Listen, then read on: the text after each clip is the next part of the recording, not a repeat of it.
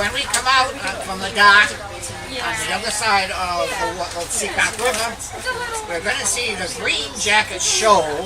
And what this is a graveyard for 26 ships that have been there. And we're fighting very hard to make it a national marine area to preserve it.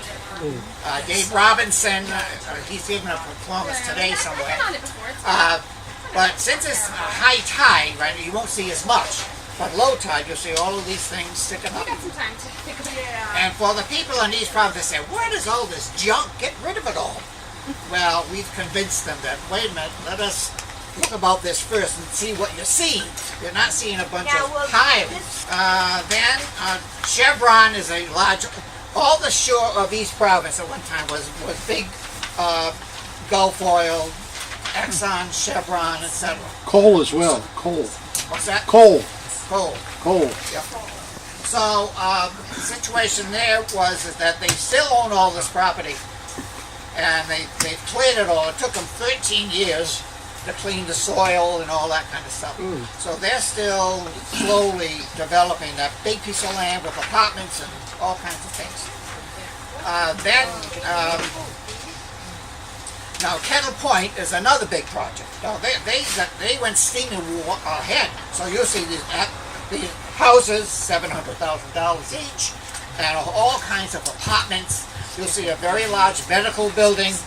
So this has really been a boom for the Riverside. For the East Province waterfront. You'll see the East Bay Pike Path in certain areas where it's going across what is the old railroad bridge and continuing down to Barrington. You'll go by a lighthouse. Well, what's left of it is just a steel, a function. There used to be a little round white one. There was fuller on one side, sassafras on the other side, but they filled in all the area around sassafras, so that's totally gone. But Fuller Rock is still there, but there's no light or horn or anything, but it's still there. Blew up. Blew up in the 20s. Yeah, the blew up, yeah, they had a acetylene leak. Acetylene tanks, to run the light. And they went out there one time and the whole thing blew up. The guys were hurt. I don't think they were killed. They survived. They survived, right. Okay, Squantum Club, one of our fancy, really great places on the shore of East Providence. You'll see that very nicely from the shore. Then you have ExxonMobil. That's another oil company. They're still there. They own acres and acres of land. There's acres and acres of land that ExxonMobil still owns. And originally they owned the Lighthouse. They bought the Lighthouse in 1980. And then they rented it out and so forth.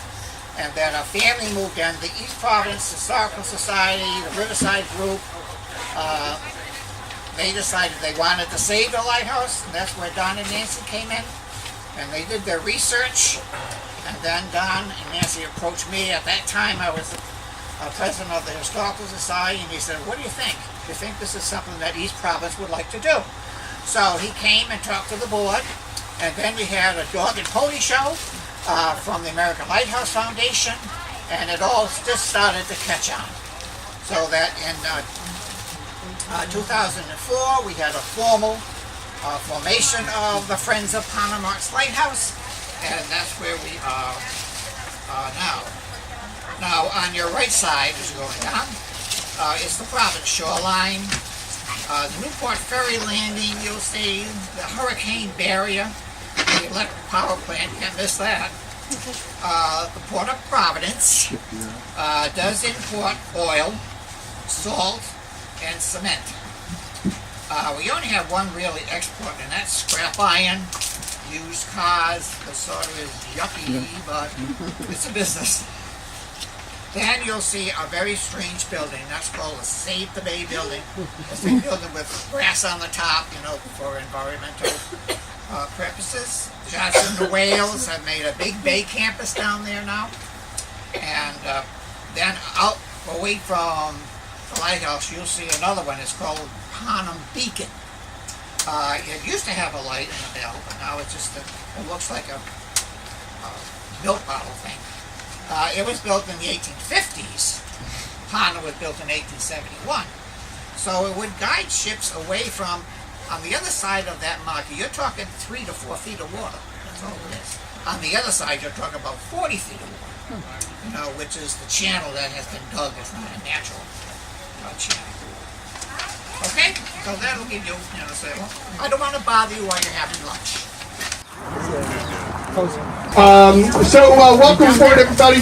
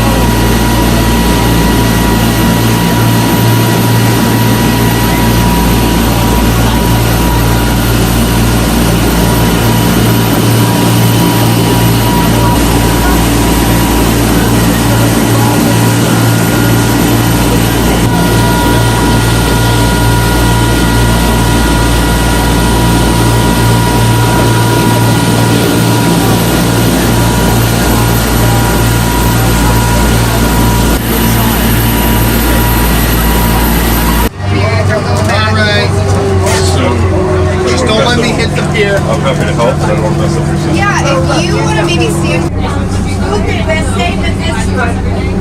Let's stay with this one across. It's like if there's any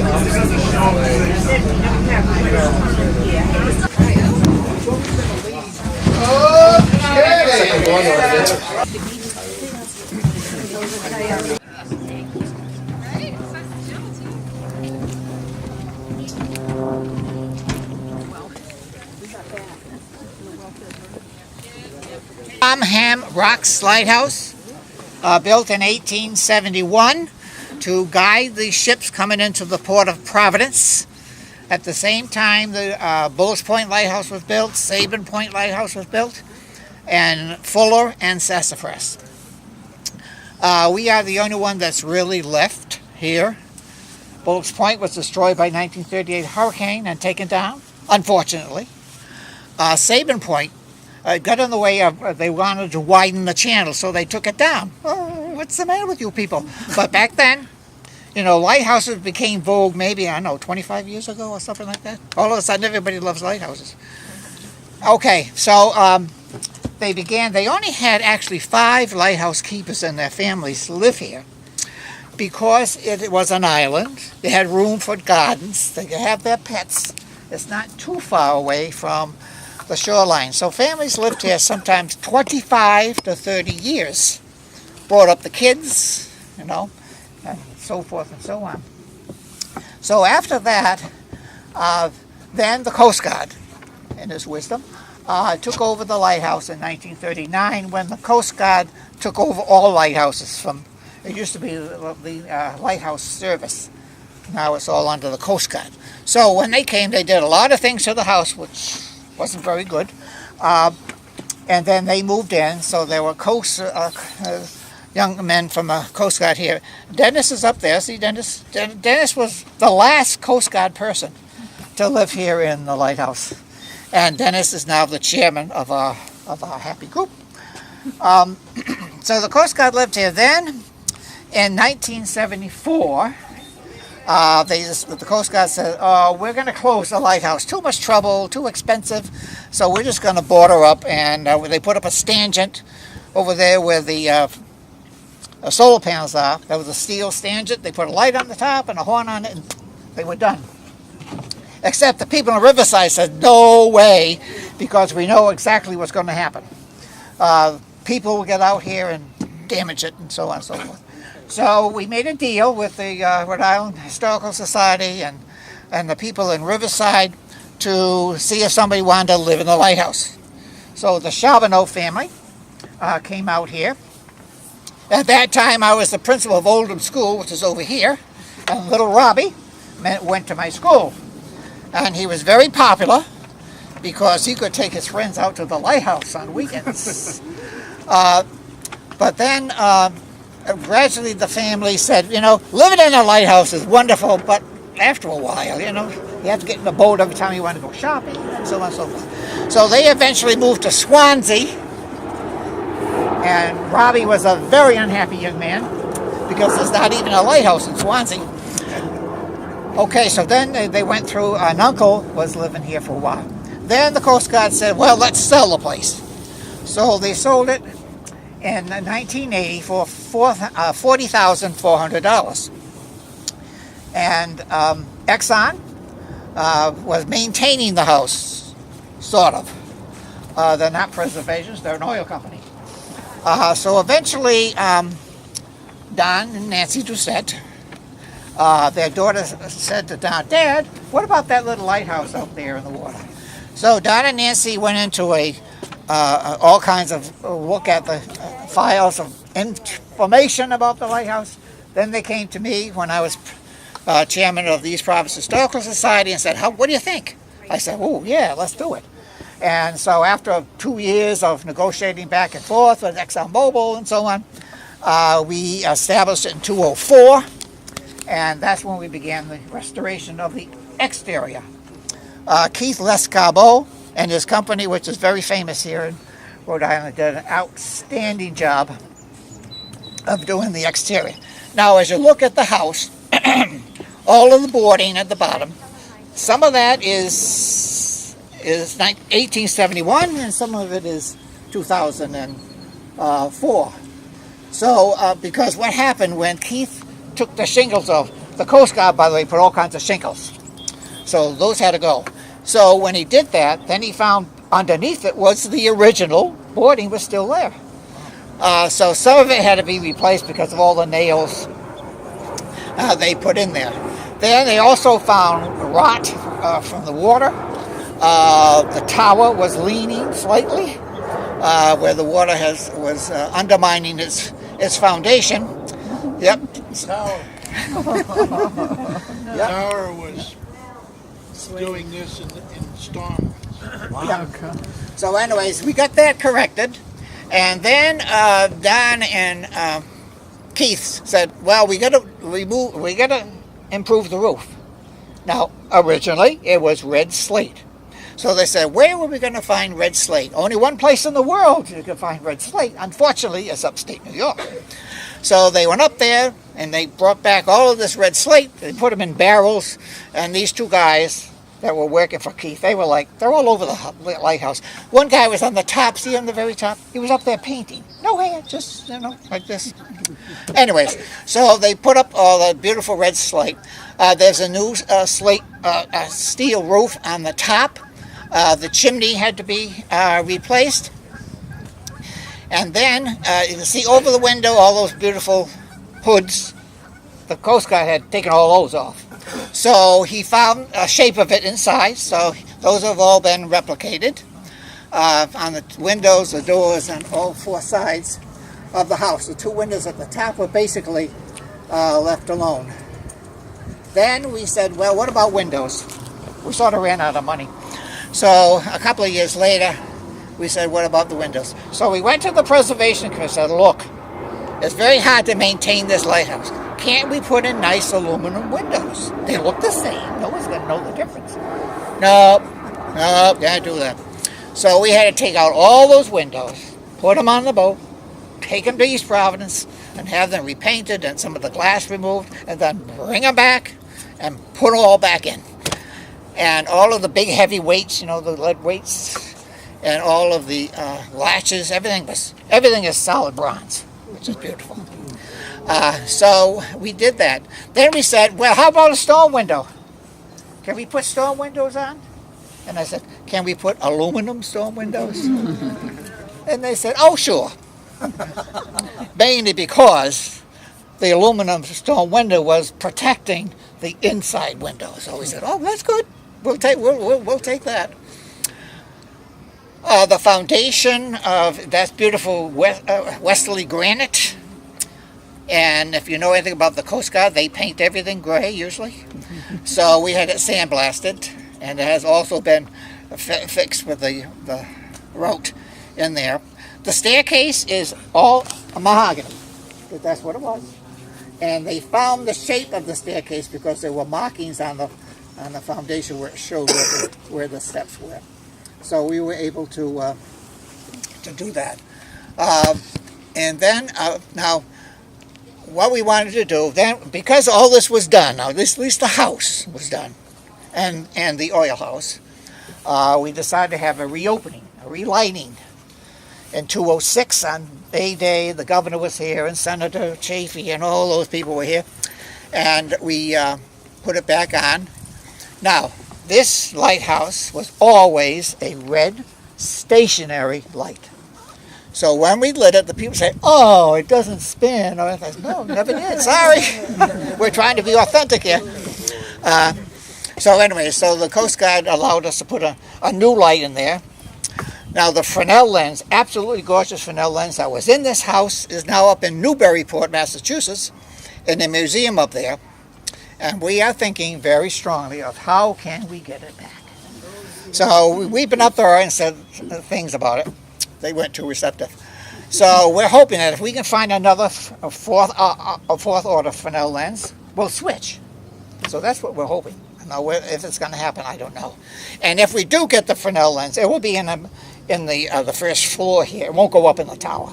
The Coast Guard has got a new one up there now. We've had 3 different lights in here since we've been in business. So they have a new one up there. It doesn't look very nice, but whatever. Okay, and then we did the island, we did the fencing, we did the oil house. Joe Estrella built a new dock for us. So we did all those things. We bought a launch and some other boats that we got from the city. So we were doing all of these things. And then finally, last year, we began, Keith Lascavo again, began the interior restoration. And Dennis was here all the time with them, so he knows every nail and board that's in the house. So you can always talk to him, especially when you look at the kitchen. A lot of that work is Dennis's work. So finally we got that done, and then last June we had another reopening of the lighthouse and got people out here to see. And it's too bad, I say, too bad you didn't come here 10 years ago, because the inside was derelict. I mean, the ceilings are on the floor, and the staircase was all wobbly and all that. But when you walk inside now, you'll see it's just perfect. Did you mention power line? Oh, no, I did. Thank you, Tom. Yeah, then we said, what about electricity? So we began by putting a couple of solar panels on the oil house. We couldn't put them on the house. That would be against the rules. And that sort of light up the flag. And when they came with tools to do some repairing, it could do that. Basically, that's all it would do. So then all the batteries, of course, after 10 years, I guess it was, they went kaput. So we said, well, now what do we want to do? So we said, well, let's go the whole way and let's get electricity out here via a cable under the water and into the lighthouse. And so that's what again, cooperation with ExxonMobil, because it comes from their property under the water into the house. And that cost us $350,000. But we feel it was worth it, because now we have as much power as we want. We don't have to worry about blowing anything. And if the basement of the house will be open for you if you want to go in there. And all the stuff down there is huge. All these big cases and stuff for that electricity. So we're happy. We're happy that we have full power in this house now. So basically, then in June of last year, we had another reopening, as I said, and we finally got our members out here to see the work that we have done. Okay, any questions on the exterior? Yes, sir. Regarding the oil house, yes. I assume that's oil for the lamp. Yes. What type of oil did it burn originally? Was it petroleum? Well, they had whale oil. It was whale. And they had kerosene. Okay. Yeah. Because back in those days, of course, the lighthouses are all wood, so they used their head and say, oh, yeah, we should keep all this flammable stuff out of the house. So they built buildings like this. We call it the oil house. Yes. How was all this work funded? How do we do all this? How was it funded? Yes. Okay, it was funded by Nate Chase, is a lawyer on our board. His house is right there. And we negotiated with ExxonMobil to use it. And then we began our fundraising. And thanks to Nate, he knew all of the big guys in Providence, and we raised $350,000 to start this whole thing off. And of course, the $350,000 just went for the exterior. Then, a number of years later, we were able to get the lighthouse on the register. Well, it is on the register, but it was protected, you know, from doing anything else. So eventually, ExxonMobil gave us the lighthouse for nothing, and we have maintained it since. Now, there is a little catch to that also, because ExxonMobil is very leery about their tankers go right by this house. You could throw a stone and hit it. So they were very leery, so they wanted to make sure we were a solid group, and that we weren't a whole bunch of people that didn't know what they were doing. But they have restrictions right now. That supposedly we're only supposed to come out 12 times a year for, you know, affairs like this. Work parties, any day we want to do that. So we're trying to work with that too. And I think there's been some loosening of the rules for that, because the new manager is really a great guy. So we're working on that. Okay, now. Oh, I'm sorry. Yes. Yeah, Dan, we did get a big grant from the Preservation Commission. Yes. So these 12 trips a year, let's say we're telling our friends and they're excited about coming, would they go to your website to find out when the next event would be? Yeah, we're on the website. But see, this year again, we only have a launch that holds 10 people. Yeah. Save the Bay does come, as you can see here. They have 3 trips a year to the lighthouse, and the other lighthouses in the northern part of the bay. But that's about all we're going to do this year. First of all, we got to get our members out here.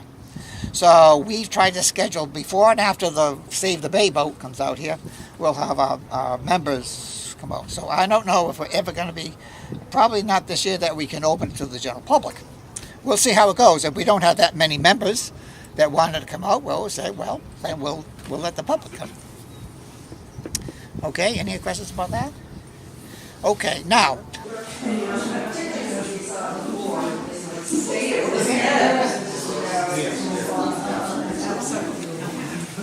Right. Okay, now what we decided to do is we figured we couldn't go back to 1871. That would be too difficult. So we agreed to go to 1950. So this kitchen is basically 1950. The refrigerator is 1950. The stove is 1950. And then Dennis, this is our Dennis, all of these cabinets were here, but they've all been painted, and all the hoods have been repainted. We have these are original schoolhouse lights. Those are original. Here, we've been polishing them. The floor, this had to be a new floor, but it's similar, because there was a big space there where I guess it was for the cistern down below. So this has been basically a new floor, while the floors in here and there have simply been polished and stained and so forth. You mentioned the cistern. Is that strictly rainwater? Yes. Collection, so all the drinking, everything was done strictly by rainwater? Yep. Oh, okay. For the people that live in the, we don't do that. We have a we bring water in. But as far as the bathroom and the sink, Yep, and it was stuff all like rainwater. that, it's all rainwater. Yep. There's no other way, and that's what we've done all these years. Yep.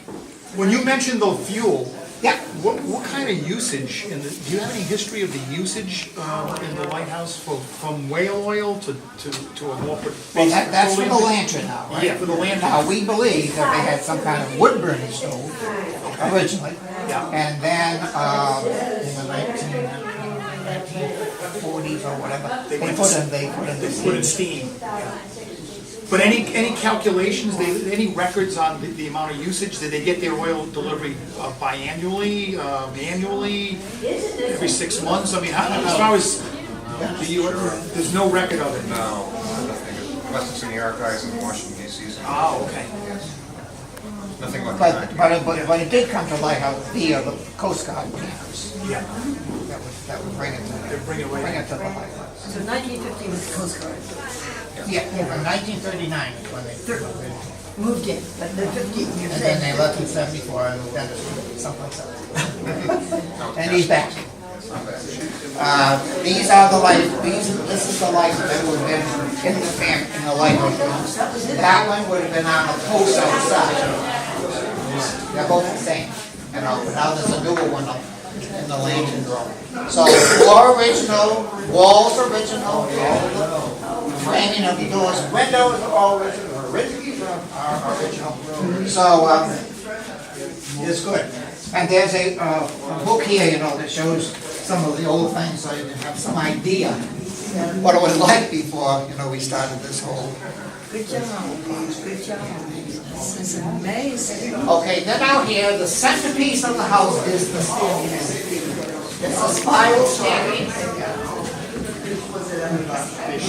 It's a spiral staircase that goes all the way up, open, up into the lantern. So this was our pride and joy, I guess we call it, you know, for the staircase.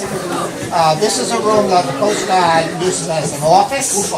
They took out the window, we put it back, and we do have a little gift shop in there if you want to buy a memento of your trip.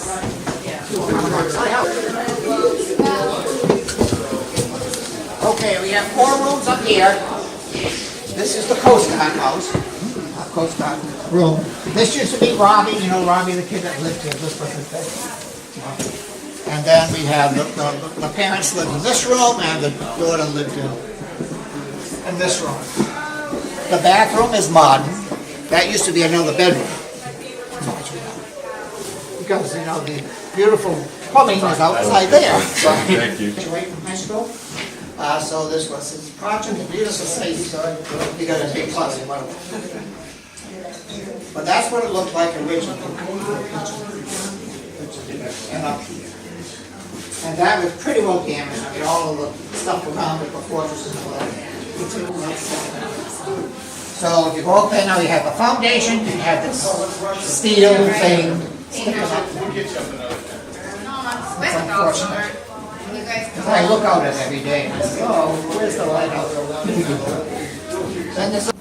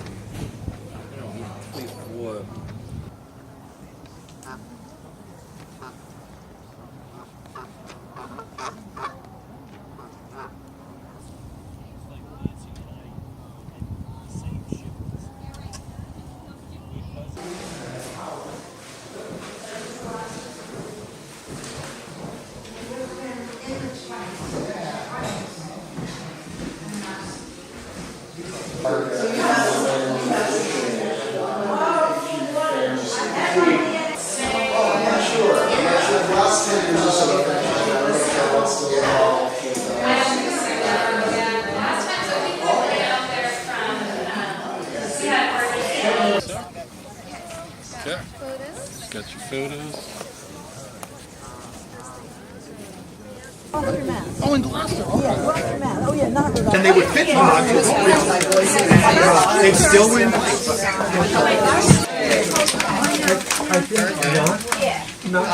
now we'll head back, and if you want me to yappy on what you see, I can do that. My friends are taking to sign up for this in April. Like chances are it wouldn't have been this much. Nowhere, absolutely nowhere.